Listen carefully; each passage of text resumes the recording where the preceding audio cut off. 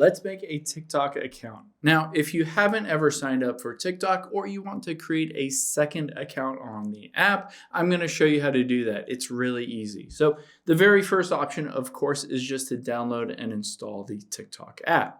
So I'm going to open up the App Store and I'm just going to search for TikTok here.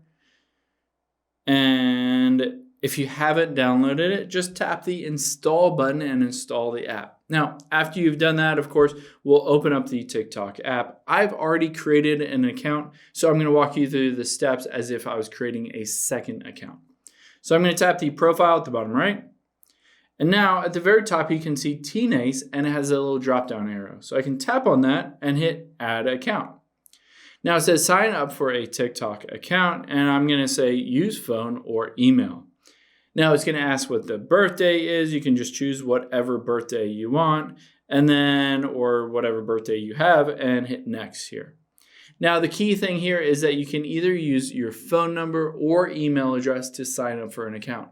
If this is your second account, make sure you use just a different email or a different phone number so that basically you can create that second account. You cannot use the same one. But you can sign up for either one, whether you want to use your phone number or email address associated with it. Let's say email, I'm just going to do whatever at Gmail and then hit next.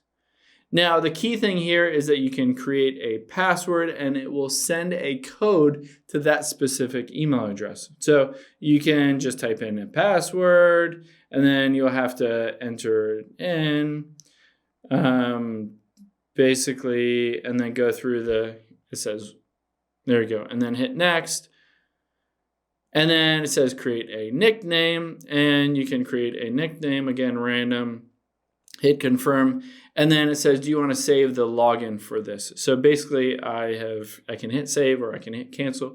I have created a random account on TikTok. Of course, I just added a random name and a random email address, all that stuff. I'll just delete this account.